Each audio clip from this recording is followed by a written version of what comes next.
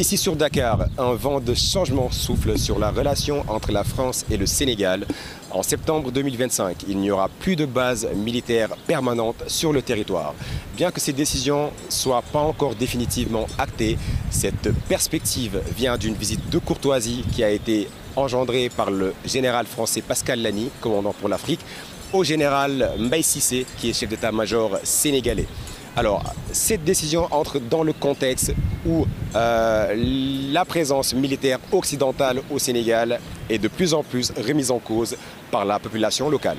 Alors, que signifie ce départ pour la population sénégalaise et pour la coopération militaire entre les deux pays? Écoutons les Sénégalais. Le départ des bases françaises est une nécessité.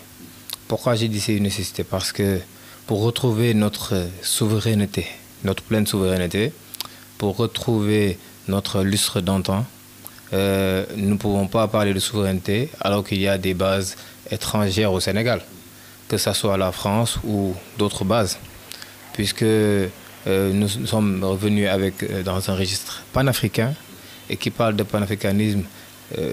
Bon, les bases françaises, on peut dire que c'est un legs de l'ancien colon. Donc c'était du temps colonial, c'était bien avant nous. Donc à un moment donné, il fallait se détacher de cette, comment je peux le dire, de ce lien colonial pour passer à une autre étape, à savoir retrouver notre pleine souveraineté. Les forces de l'ordre sont,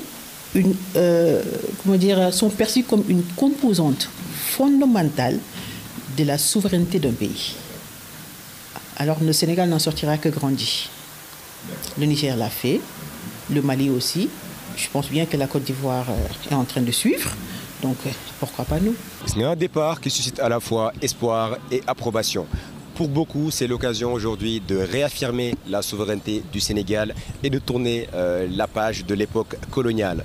Même si ce départ aujourd'hui suscite, on va dire, beaucoup de défis par rapport à l'insécurité, une chose est certaine, le Sénégal, comme beaucoup d'autres nations africaines, tiennent à écrire leur propre destin loin des tutelles occidentales.